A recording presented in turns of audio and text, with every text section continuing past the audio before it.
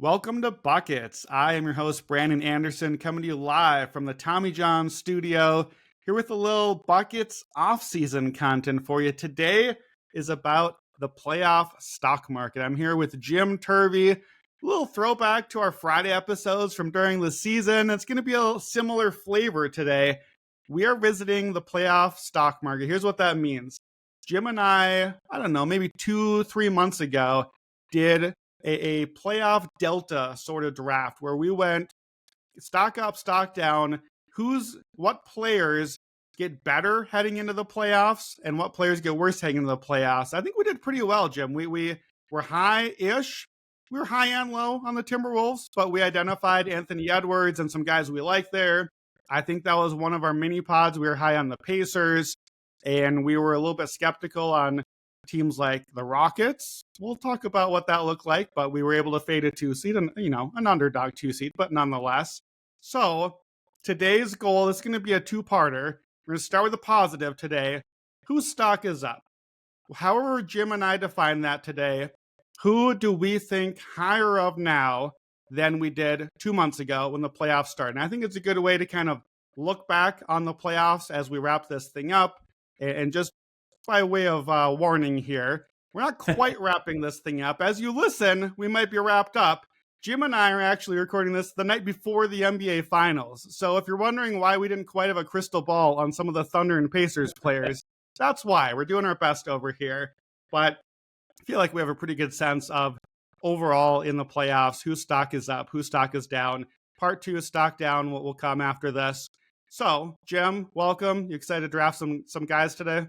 Yeah, I'm always up for a draft, and I love a circle back. There's nothing like redigging up that content, using it one more time. No, but in all seriousness, I do think it's a very fun exercise. I love that playoff delta one. That you were 100% right. That is where the Wolves to win the West, as were the Pacers to win the East. Two of the bets that were my favorite bets that we gave out came out of that process. So I think it's really good to now look at this, kind of look back and see what we can change to even be looking ahead even further. I do think it's going to be really interesting having recorded right before the finals. There's a couple of names here that definitely, maybe I'll be attempting to reverse jinx with a few of these even.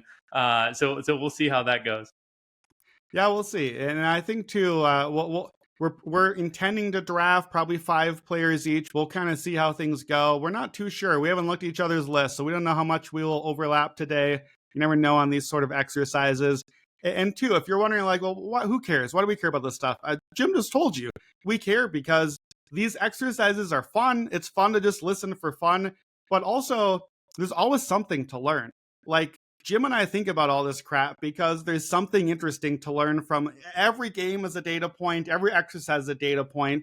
And if you're looking at, well, which teams have guys have stock up or which teams have guys stock up going forward, okay, I'm probably, as a futures better, going to be taking that into account of where am I looking at? Oh, this player is a stock up, but maybe available in the trade market. That's a little extra intrigue for me. Stock down, what are the teams to avoid going forward? Maybe teams aging or guys just aren't there anymore, or maybe proved younger players that they're not quite ready yet. This stuff all matters. So we'll try to dissect that part of the equation here too. But that's the point of this stuff, is have a little fun, but also, all right, how is this actionable for us? And I think, quite frankly, I think everything is actionable if you see the chessboard and look at all the pieces. So without further ado, let's get into our draft. Again, today is the stock up draft. We really had no other instructions from there. As always, Jim, you get the first pick of the stock up draft 2025 post playoffs. Who you got? Dun, dun, dun, dun, dun, dun. The little ding there. We maybe drop that in. I said I might attempt to reverse jinx. I think I will. This is legitimately my first pick. It might be helpful as an indie bettor for this to look silly in a couple weeks. Can you, and I love putting you on the spot, can you guess who my first pick is? This is from me specific. I think Jalen Williams is your pick. It is indeed. Yeah, I've got J-Dub as my pick. In part because this was a person who I was skeptical of. I've read back my notes and I just want to kind of smack me around a little bit. I said, the stats don't mask the eye test. When am I the person saying the stats don't mask the eye test? The stats were incredible. Listen to the stats, Jim. They were right there. It was one of these things where, and if I'm going to be a stubborn SOB, I'll say The shooting still isn't there. He shot 32% up to the finals at this point. Here's the thing: it doesn't matter with J Dub. He is a good enough overall player. He's a creator. I mean, the assist bets for J Dub have been feeding families in the playoffs so far. He's an elite defender. He can score in other ways. It just doesn't matter as much with him. It was a small thing that I stressed more than I had to. And here's the thing: when push came to shove in that game 4 in Minnesota, he made the shot. That is all I ever want from him, is in a big moment to be able to have the confidence to at least take the shot, if not make the shot. He did that. They're into the finals looking like insane juggernauts, in part because he really has stepped up as the second best player on a really, really good team. I was skeptical of it before the postseason. I'm not skeptical of it. I think that the points I highlighted as negatives are not really as important as I highlighted, and that the positives I were sitting right there in the numbers, and I kind of chose to glaze over them for my my own purposes. And the defense he brings, the versatility he brings, J Dub definitely the one who I have my value of him has risen the most throughout the postseason. Yeah, and I think obviously like we are drafting from our own opinions here. So not necessarily trying to say like whose stock has gone up in the general public eye. I think in part because Jim, you and I don't exactly vibe with the public eye. So I'm not really sure we have a great sense of what J-Dub's perception was or is right now, partly because like for both of us, our shtick is not being that thing. So I think for me, I do have J-Dub in my top 10. I had him a little lower for 2 reasons. Number one, I was just, I think, a little bit higher on him than you, relatively speaking, but still cautious. And number two is I am still a little bit cautious. Like, I think he was fantastic in the Western Conference Finals, which we just saw. But I remember early in the Denver series being like, man, I don't know, man. J-Dub has not been good enough yet. There still are too many stretches where he's not taking over and he's not making an impact. I think it just feels to me like the ratio of those things, the takeover stretches and the high impact versus the low visibility, it feels like even in the 6 weeks of playoffs, 3 rounds that we've seen, that it's just slowly that ratio is going better and better in his favor.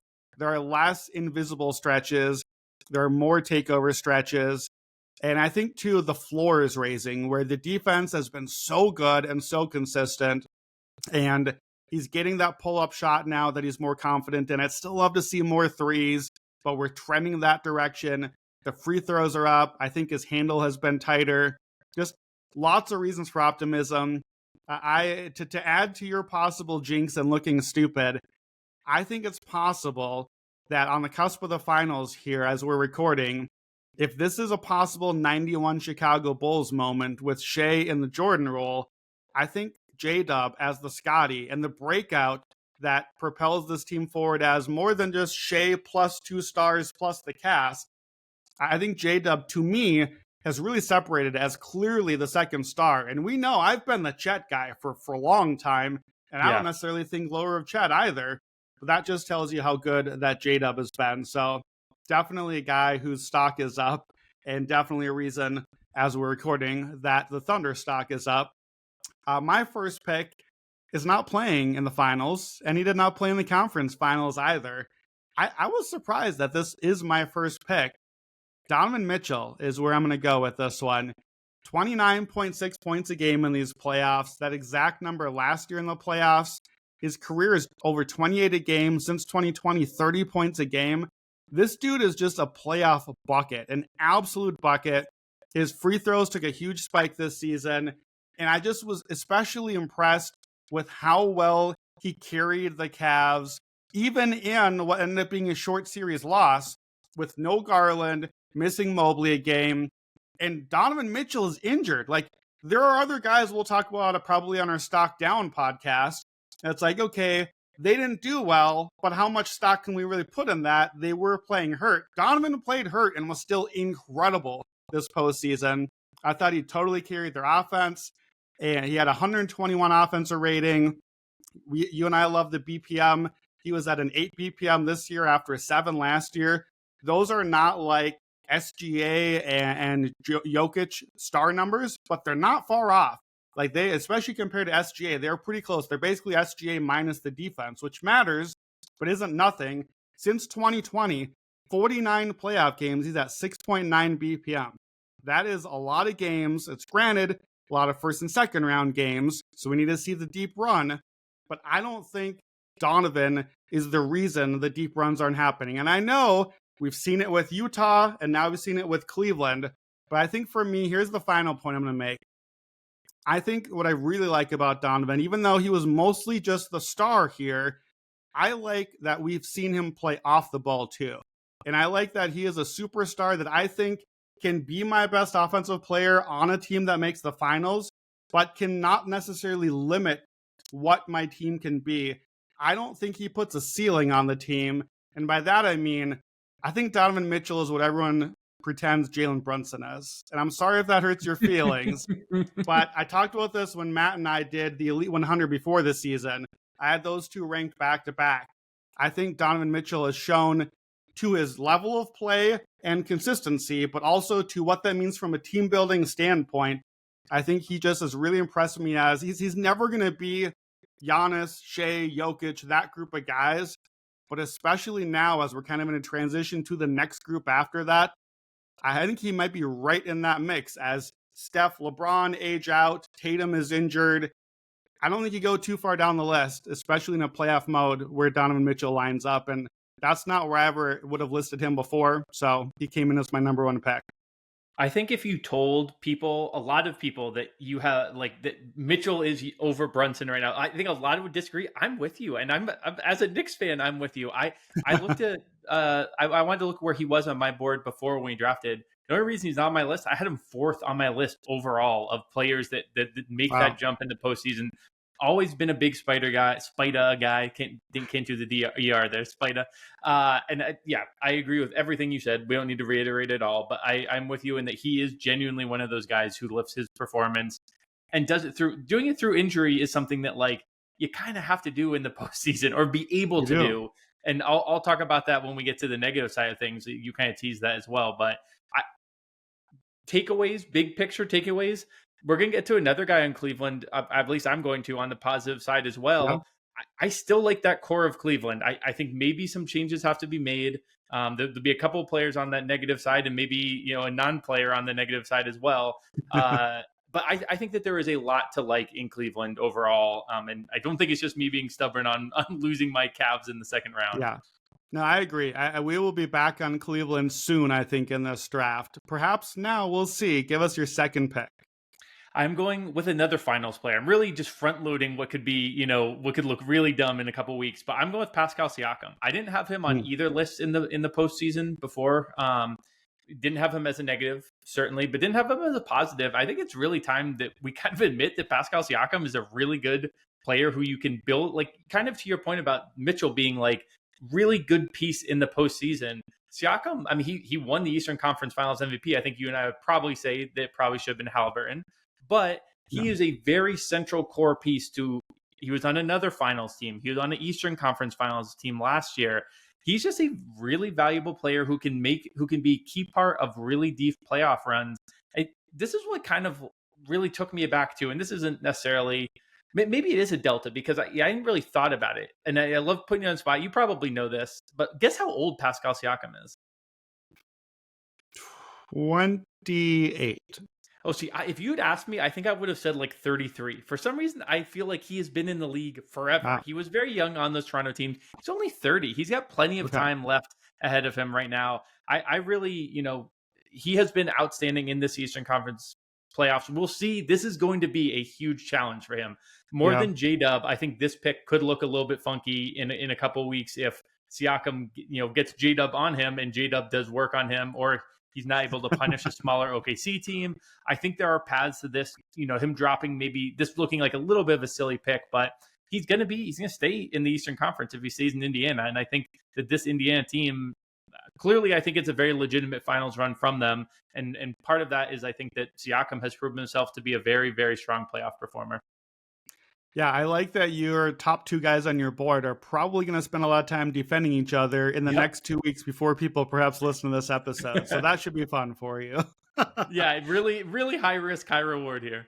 You're going for it. It's interesting. My top three guys on my board didn't play in the finals or the round previous. So I'm going to go with a guy I agree with what you said about Siakam as far as team building, versatility, defense, offense, just kind of he's shown even in this run, series to series, that he can be different versions of himself, kind of be a chameleon to what is needed, and especially too on a team where Tyrese Halliburton, as much as we love him, has nights where he is Halliburton with 3 exclamation marks and nights where he's Halliburton with like the ellipsis at the end. And Pascal's got to be a totally different player in those games and has Yeah. really shown an ability, especially against the Knicks. I agree. I would have picked Halliburton for MVP in the series, but I think there certainly were multiple games where there was Halliburton question mark and Siakam showed up and filled in the blank in those games. I don't think that's the best version of the Pacers, but there's no question that he was able to do that. I'm going to pick a guy that also I think is a number 2 on the team, but is not a guy that most would choose as a number 2 on the team. This won't come as a surprise if you listened to me before.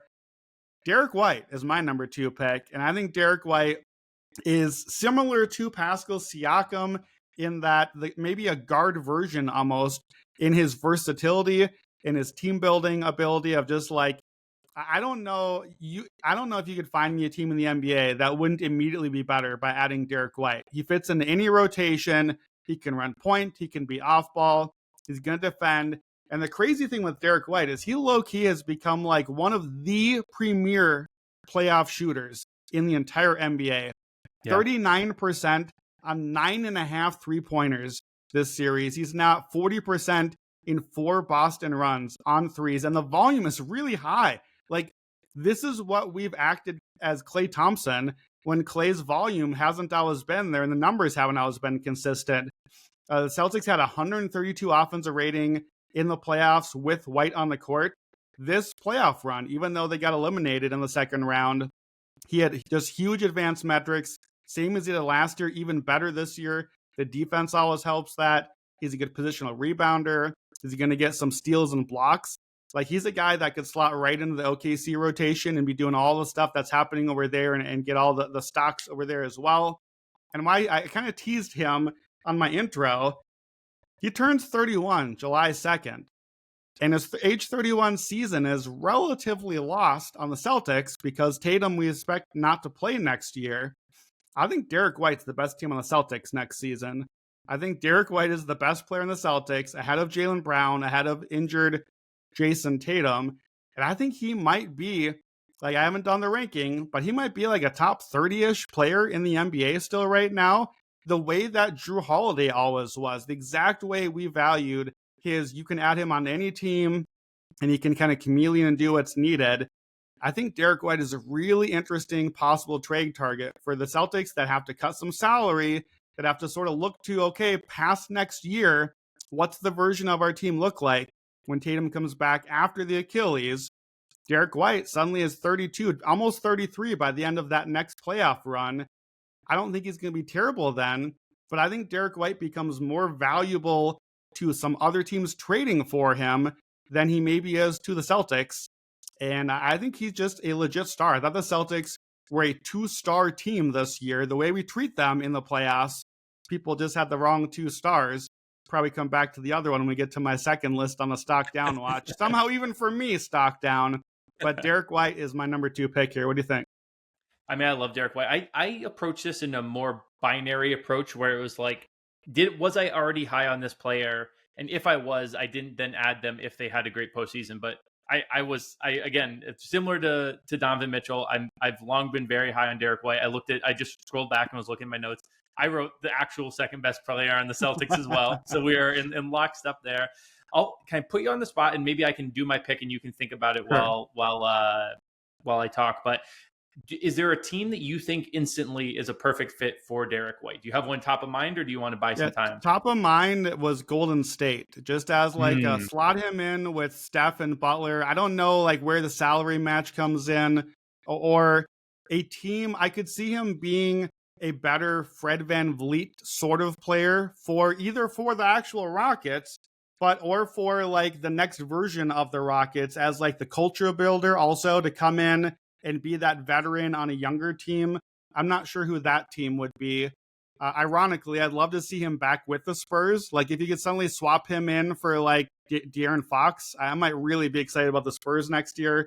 I'm sure that won't happen back that direction. But I think Warriors, especially, is who came to mind as just a really intriguing fit. The team that came to mind for me is probably because we just talked about them, but the Cavs. If the Cavs Mhm. somehow maybe could flip a Garland as a long term high ceiling for Derek White, I think Derek White and Donovan Mitchell.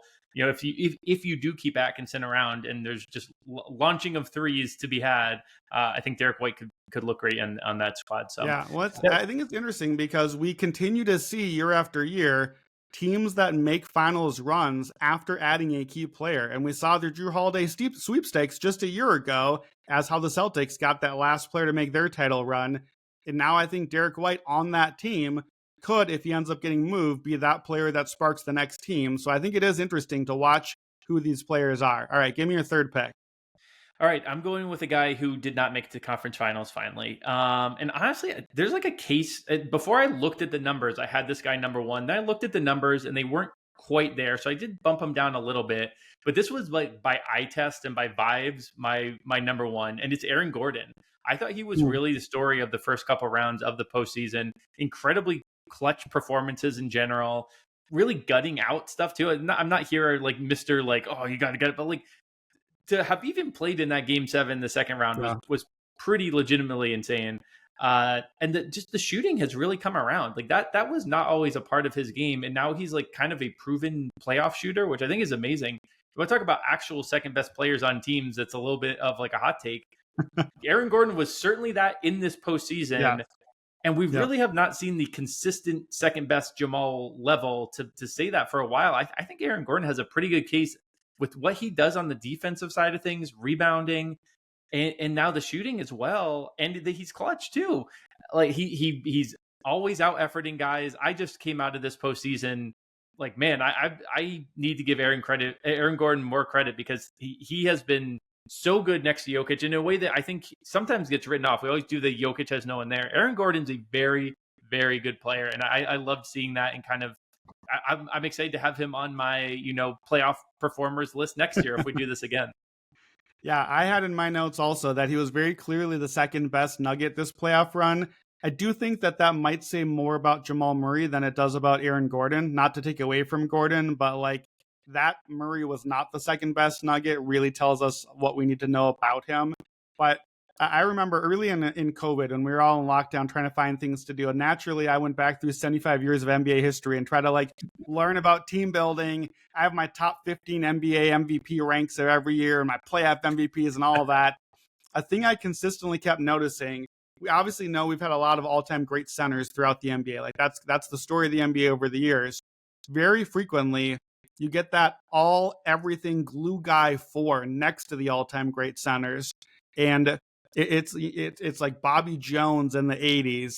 It's just like Robert Ory, I think, is a lesser version that, like, you and I grew up with Big Shot Bob hitting all the shots and just being that guy who doesn't need to be the star, but does a little bit of everything.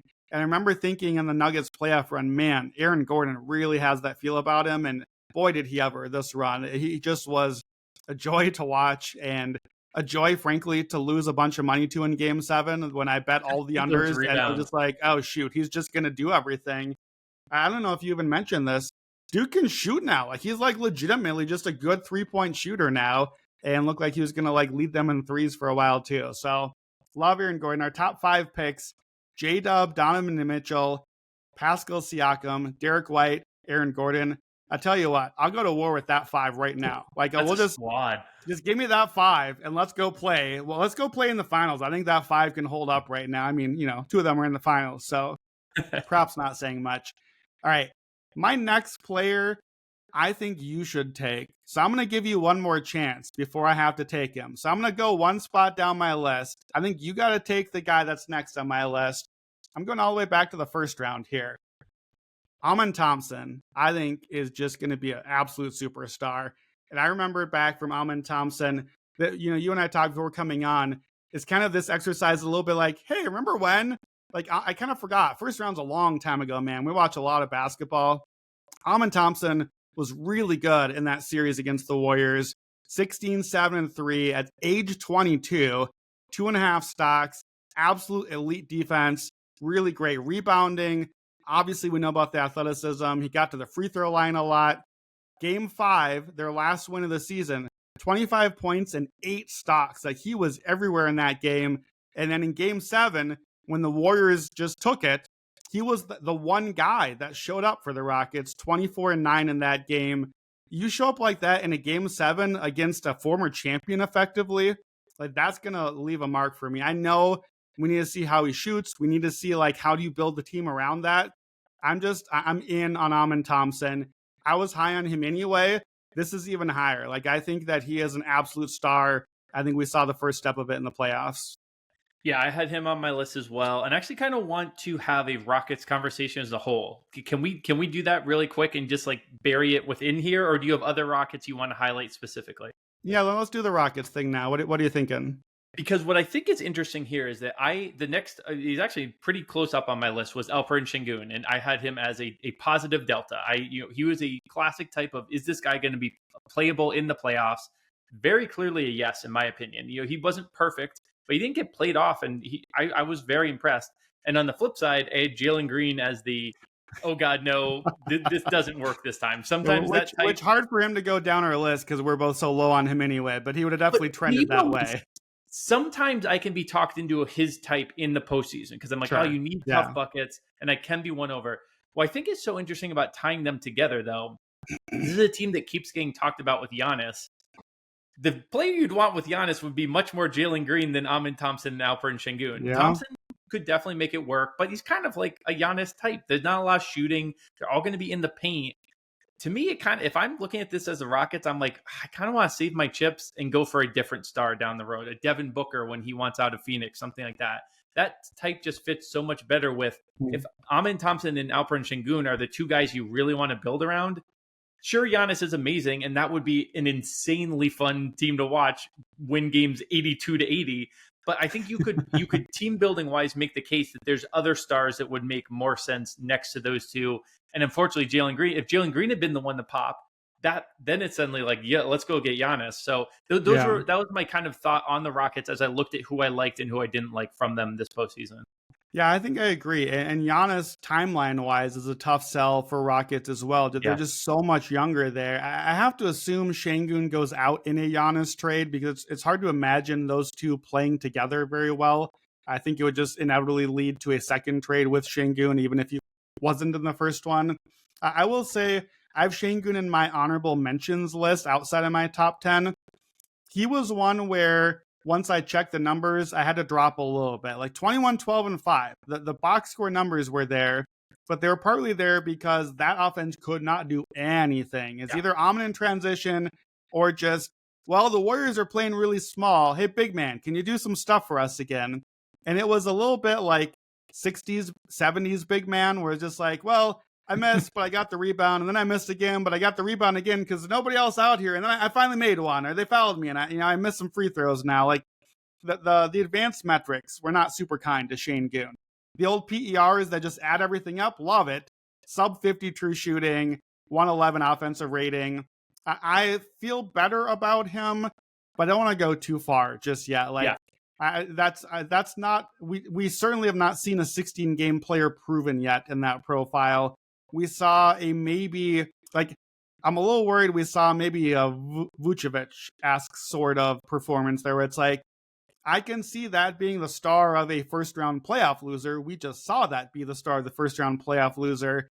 I don't know if I'm that excited about that, and I'm not positive I can see. I mean, really, to the point you're making, that's a bit of the problem with him. The other point is with Amen in some ways is sort of just like a slightly mini Giannis. So then how do you put two of them together and can you get enough shooting and spacing around it? I agree. I don't love that fit. I think Booker is certainly a much worse player than Giannis. You and I agree on that, but a much better fit conceptually. Yeah. But that only works, I think, if we're right about Amen. I think Amen has to be the star because Booker has not proven, I think, to be that. And Şengün, I don't think, will be that. So you need somebody to do that. Giannis could be the guy, and then you kind of adjust accordingly. I think a Booker or the good version of Jalen Green, whoever that player is, fits that a little better. All right. We are 6 picks in. We're going to let Amen be the sixth man on our super awesome team so far. Give me your 4th Incredibly pick. fun And team. I'm warning you, if you don't take the guy I want you to take, I'm going to have to take him. I'm very curious. I don't think this is going to be who it is. And I scrolled my list. I'm not positive I can think of who it is. I'm going to take Julius Randle. He was the top No, pick in that's our. definitely not it. I was like, I don't think this is who Brandon wants me to take. This is because this is when the bar is so low, you can just the bar is the ground. He just stepped over a piece of grass basically. But to his credit, I think that the play that he had in the first 2 rounds makes it, at least for me, a lot easier to look at past playoff performances and remind myself he was injured there. He was coming back from stuff there. There were mitigating circumstances. You need to at least have some good in your resume. Now, the Western Conference Finals was not good at all, and there was a lot of the bad Julius we've seen. Also, against probably the best team in the NBA, and with kind of tailor-made to slow him down and kind of pick on the things that he's bad at, swarm him when he starts dribbling in the post. He legitimately was very, very good those first 2 rounds. So good that by the end of his terrible, 3rd round, he still had a very positive, all the advanced stats still very much appreciated what he did. So I think when I'm looking at, if I'm just saying truly Delta, the Delta, I mean, I had him, I think we took him either 1st or 2nd in the worst, worst in the playoffs compared to regular season. He now just kind of looked like regular season Julius Randle, which is a guy who, again, has had multiple, I think 2-time second team All NBA. Now, I don't think either of us think he is that level of player, but he is at least doing the things that got him into that range. And it's fitting that Randle would be very good in the first 2 rounds and kind of sputter out later on. But that's who he is. So now there's no Delta. He just is Julius Randle. And I think that alone gets him, a pretty decent Delta for me if I'm looking at just true value here. Yeah, I think that if we go by the numbers, I'm willing to give you all of that. My fear is that even in the 3rd round, his numbers didn't tail off as much, in part because he just had a really strong 3-point shooting playoff run. Yeah. Even in that 3rd series, he'd have like a 5 turnover game, but he'd hit 4 of 6 threes, and the advanced metrics will come out good. Because, it turns out if you're going to shoot 67% threes, you're going to still come out. You can turn over a couple times. Yeah. I don't know that I believe that he suddenly is like a 40% 3-point shooter. And if you take that away, then I don't know that the playoff run looks quite as strong. Certainly the Warriors series, very strong, but against a non-Steph Warriors team hell-bent on not letting Ant beat them. And again, that's value. I think you're right that he's closer to Julius. I think you're right that he is a much stock up from where you and I had him before. I did have him in my honorable mentions, but I couldn't get him any higher than that in my list. But, I understand the pick for sure. So I'm going to take the guy that you were supposed to take, Evan Mobley. Evan Mobley is that dude. Okay, so he was 2 more down, yeah. Yeah, okay. Evan Mobley, just like the metrics, the numbers, everything was good. 138 offensive rating with Mobley possessions this postseason, 70% true shooting. I don't think he's quite a 70% true shooting guy. He was pretty hot on 2s and 3s in the playoffs. But to me, this was almost eye test more than anything. Evan Mobley just looks like that dude to me. Like the guy that he was supposed to be coming out of the draft, that perfect second banana, big man, versatile defender. Now his offense is coming around. Still only 18% usage. I'd like to see a little more, but it did tick up. But to get all of that at age 23, like that is an absolute star. That is a title-winning player. I think Evan Mobley showed with what he did this playoffs on the right team, which I think can still be Cleveland with Donovan Mitchell, because these are, again, 2 of my top 3 guys are the Cavs, the 1 seed who disappointed, even though I thought Mitchell and Mobley were awesome. I think Evan Mobley showed this playoffs he is a multiple-time championship winner waiting to happen. Yeah, I'm 100% with you. Yeah, he was on my list. And again, I think we just approached it a tiny bit different because I was impressed with him last year too. I was like, this is a guy who I think his game translates really well. It's funny the takeaway that's coming to me in the pod as we do it, which was when we did it last time, it was Indiana, was like the vision became clear. It's that I'm going to be doubling down on Cleveland, especially if they do some things in the offseason to address some of the issues we'll be talking about in the next episode here. But I'm with you 100%. I really love Mobley, and Mitchell and Mobley as a core really, really does hold interest. And every round that the Pacers go makes that loss look a little bit better. Remember those first 2, I think it was especially the first 1 win in Cleveland was like really, really fluky. They sat out a couple of players. I think, did Mobley miss that Yeah, game one? I think so. And they Yeah, definitely didn't have Garland for, I Garland. think, one or two. So in Yeah, hindsight, again, you don't want to overdo it and be like, oh, book Cleveland to the next finals. But I do think that there is a lot to like looking back, ironically, on what I think most Cleveland fans would be like, this was a miserable postseason. There's a lot of silver linings there if you look at it. yeah. Well, and obviously a very open looking East for next year too. So Yep, maybe you're just a year early with your Cleveland futures. All right, we were going to do 5 rounds, but we've been so different on our picks that I feel like we've got more guys. So I'm going to pivot us. We're going to do 7 rounds, but we got to go a little more lightning to keep it going. So you're up, pick for number sure. 5. Okay. I'm going to do another Timberwolf here. I'm going to go back to back. I'm going to do Jaden McDaniels. I Yeah. had him as keep an eye on. He's moved into fully legitimate for me. We have to believe in it at this point. This was in this category, and I could have done these guys too, to be honest, of Andrew Nembhard, Aaron Nesmith, these really good role players who you see them make shots in one postseason. You're like, that's interesting. Like they did it for 16 games, or they did it for 15 games, however many games. Can they sustain it? And the second postseason, this again, it can be small samples, but you and I have talked about like postseason is all small samples, but it is it's being thrown into the fire pit. It is a much more substantive 15 games than like a random 15 game stretch in February or something. These data points do hold more weight, in part because they're what we look at historically. You can make the case that we're kind of using the numbers to tell the narrative, but at a certain point, there's only so much. Derek Jeter is remembered as clutch. 160 games in his career in the postseason. You know what? That is a pretty small sample in the grand scheme of things, but he did it, and he did it time and time again. And you're not gonna get anyone to say he wasn't, one of the best clutch players of baseball history. So Jaden McDaniels, not quite Derek Jeter level yet, but he has had several postseasons of really strong two-way success. And it just looks like we're doing more eye tests here than you and I normally do, but the confidence he had on those shots in and of itself held value to the Wolves in being able to create some space in the series where they looked really good. And he even played decently in the Western Conference Finals, especially at home. That shot does usually run a little bit better, I believe. But yeah, I had him as a guy to keep an eye on, and he proved to me that was the right assessment, and I really liked what I saw from him. Yeah, Jaden was 1 away. He would have been my pick the next round for me. So I'm right there with you. I thought especially his physicality really stuck out to me. He especially in the second round series, I thought showed that he could bang in the post and hold his own. And rather, he's been a very thin player that can get pushed around. And I feel like he showed that he is able, his rebounding numbers were way up. I think that's a physicality thing. He would get a size mismatch height-wise, and normally that's no good for him. And he was just putting dudes in the bucket. And that just was a big step forward for him. I thought it was his best, most consistent stretch of play that I've seen. As someone that's been pretty skeptical about Jaden, he's only 24. Like, this is still a guy that, the Timberwolves bet big on him. McDaniels was untouchable in the Gobert trade. It probably cost them multiple draft picks. Still to come, they bet on Ant and on Jaden in that trade. And the bet on Ant looks good, and the bet on Jaden is starting to look better and better right now. Yeah. My next pick will be very easy. This is my Julius Randle version of the pick.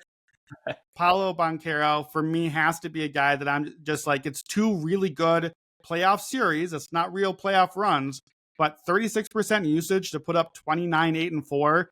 He's doing everything on an offense that had to have him do everything, and he still produced, against a pretty good defense in the Celtics. And I just have to give him some credit. I still have some qualms about him, but it's hard to deny how good he's been both of the years in the playoffs, even though he hasn't, the team hasn't made a big run. He needs some help offensively. But for a guy, like the things I said about Şengün, I thought Paolo was better, like by the metrics of he had to do everything like Şengün, but the overall numbers are better. So I give Paolo some flowers. He's my pick.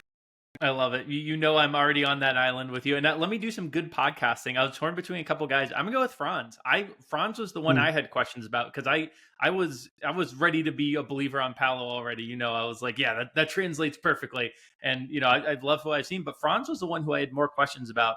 The shooting is still a little suspect. The 3-point percentage just isn't quite there. But maybe that's not the player he is. We put players into boxes, and Franz got that white European lanky three. He Yeah. looks like he should be a good shooter. He's just not really that good of a shooter. But like J-Dub, he's able to have a lot of really positive impact on the game without doing that. So Franzo's one that I'm higher on. And I'll tell you, this is the other team that I was like, a weak Eastern Conference. They dealt with a ton of injuries all year. This Interesting. Orlando team, I'm almost certainly going to be on in some way next year. There's rumors of them getting Garland for Jalen Suggs. I in part love that because Garland's exactly what they need. I also in part like Jalen Suggs is exactly also Yeah, what you love like, it for both teams. yeah, and I also would be bummed if Jalen Suggs was out of Orlando because he clearly was so essential to their Sure. success. So I'm just keeping an eye. I'm monitoring the situation in Orlando. They got the rebrand going too. That can only bring good karma. Orlando is another team that I think coming out of this podcast is one that I'm like, I'm definitely going to be wanting to play them in some ways, be it, division, be it win total all, and then get to the postseason. I think there's some intrigue here. They've got some really good postseason players in Paolo and Franz. Yeah, I think I'm with you on that. I was down very much on Orlando this year, but I think that definitely makes sense. That you want sleepers in the East for next year in particular. And I think there's a lot of reason to like Orlando. You just gave all the reasons. Another team maybe in the East to watch. I'm going to go with Cade Cunningham next. Not a real shocking pick here. 25, 8, and 9 is just a huge line for a playoff debut. Now, the efficiency was not great. Hit 18% on threes, over 5 turnovers a game, sub 50% on twos. Like, none of that's going to fly. 102 offensive rating. I'm aware of all that. It's why he's down on my list. But again, passed the eye test, looked the part, had definitely times where he took over in the fourth quarter, definitely times where he gave it away in the fourth quarter. It all counts. But for a playoff debut, like, to me, this is a little bit catching up. I would have had Cade for me clearly as the most improved player because he improved so much on what he had looked like the first 3 years, not what he was supposed to be as a number one pick. This looked like what I think people pretended that he actually had been this whole time. This is who he is now. And I think this is playing like the franchise player, like the number one pick that he's supposed to be. And so, I'm intrigued by Detroit going forward as well. We know what I think about that series, but Cade definitely proved that he belongs in this group of guys. When he was in my honorable mentions, I'll tell you a couple of the guys, a couple of his teammates, Tim Hardaway Jr., Malik Beasley in particular, proved to be very easy upgrade spots. If you're looking at it that way of like, man, there was just some dead weight on this team. Now, Malik Beasley is one who I maybe have, this was a 6-game series. I might trust a little more. Tim Hardaway Jr., you can flip that. Dennis Schroeder actually was one that I was debating having on a riser, but it's only 6 games and he doesn't have the best history. So, but I do agree that Detroit, there's a lot to like there, and it starts with Cade. Is this my final pick here? Correct? This is your final pick, and then we'll do some honorable mentions to wrap up. All right, I'm going to do one more finals player, and it's Alex Caruso. This was one is fully the inverse of J-Dub, where I trusted the stats, and I should have trusted my eyes on this one because I looked at the stats. I was like, man, Caruso, the shooting percentage goes down a little bit. The impact seems to go down a little bit. The health is a little bit sketchy. I have long loved Caruso and think he is a very legitimate shooter. I love to go by like clutch shooting stats kind of translating over to postseason. He had, a few seasons ago, he was in the running for clutch player of the year. He kept hitting game winners, seemed like every couple days for the Chicago Bulls there. And I mean, he has translated so well. The shooting has been really good. I believe it's over 40% as we head into the finals. And the defense has just been all world. We've seen him kind of unleashed to his full level. He stayed healthy. The plan that they had him on this season really is paying off now. And, if we do some coach deltas, I will shout out Dags, who I've been a little bit lower on at times. That was a really good big picture type of approach. And that's always the thing I think he has been the best at, but still need to credit it and credit to Caruso for, even though in past postseasons there have been some questions there, this is the guy I imagined would be there in the postseason. And he's been amazing. And, to a lesser degree, Chet, I looked in my notes and I had Caruso and Chet as like the OKC whites that I was a little bit skeptical of. Chet is the one for me that you mentioned. JW, you still have some questions. I still have a few questions about Chet. There is a lot to love, and the defense is always just going to be amazing.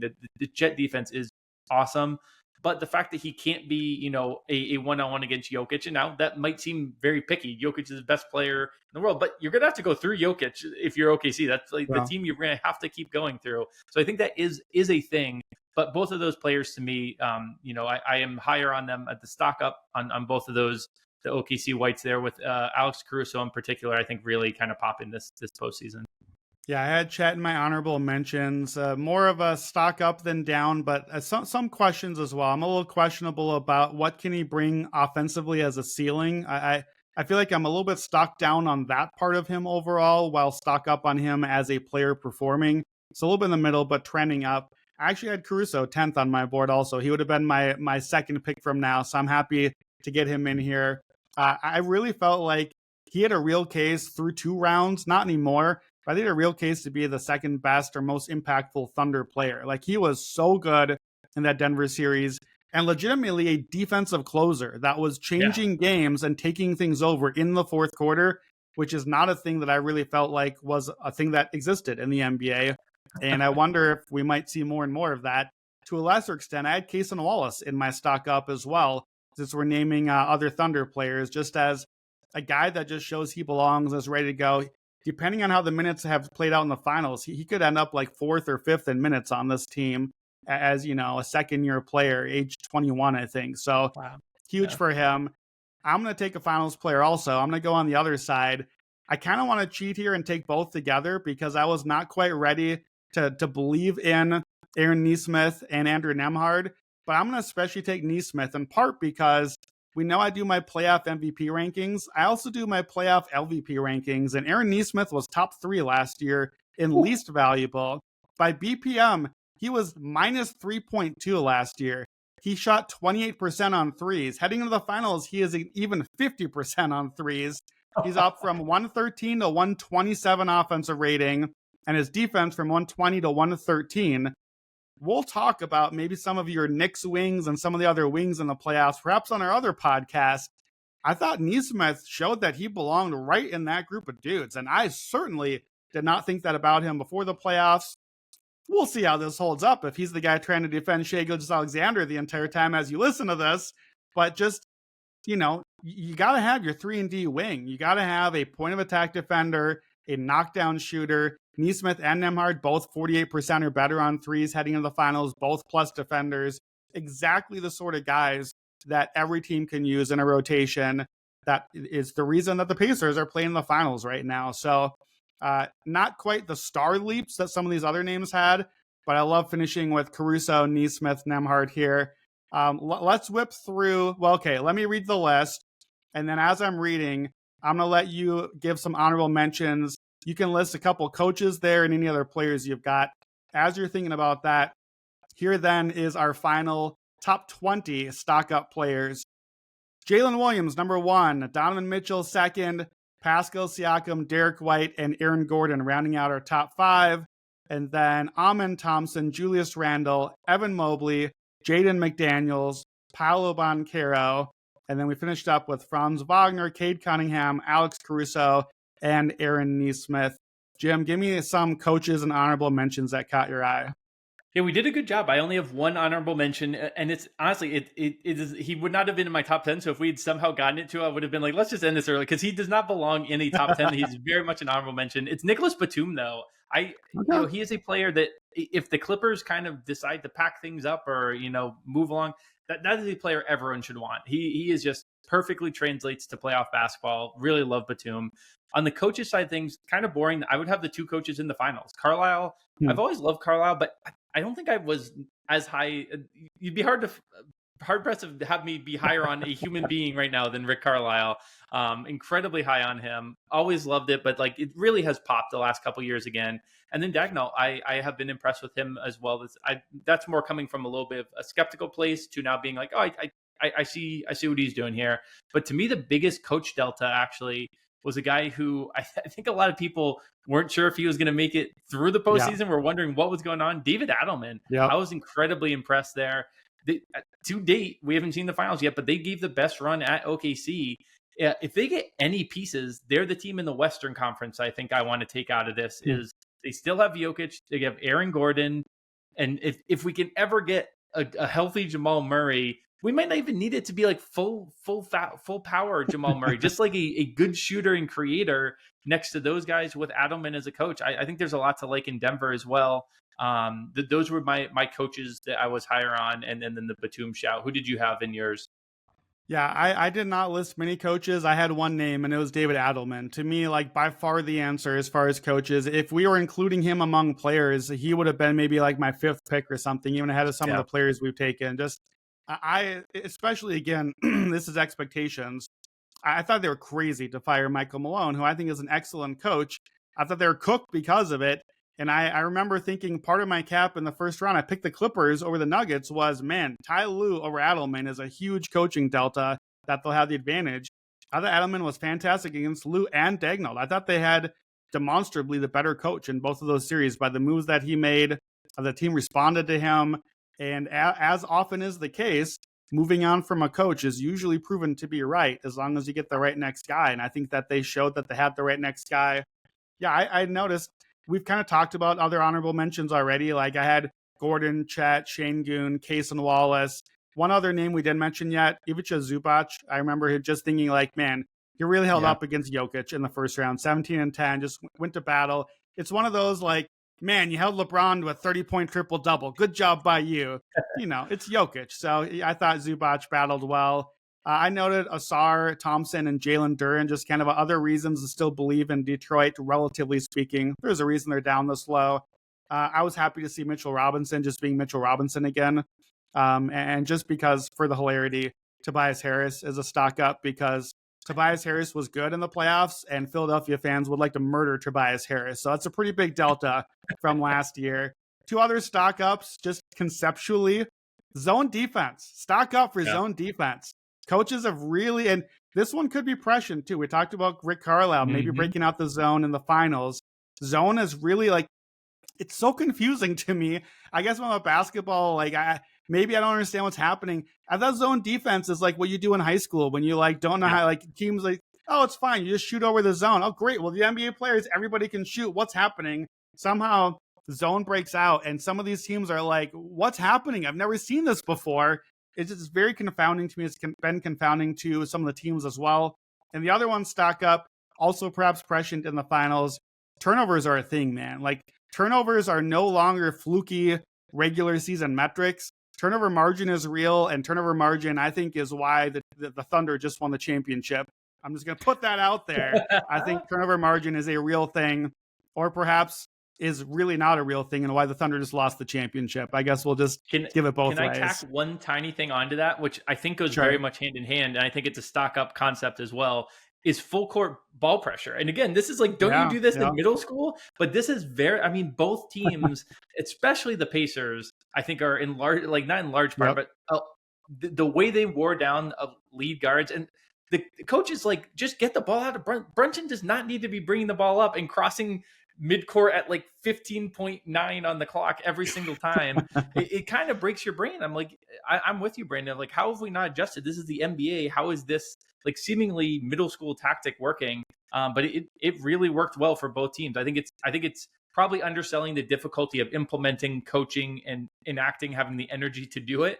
But I think that there's an inherent value that we are really seeing in that. And I wouldn't be surprised if we either get more of it or it becomes a big topic of discussion to solve in the offseason because of how prominent it was in the postseason.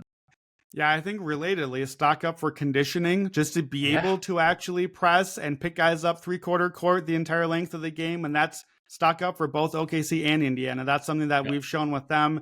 And relatedly, something that I've seen Owen Phillips and I know others online talking about a lot, the idea of weakest link teams and teams just being strong 5-man units and depth units and not having a weak link to attack.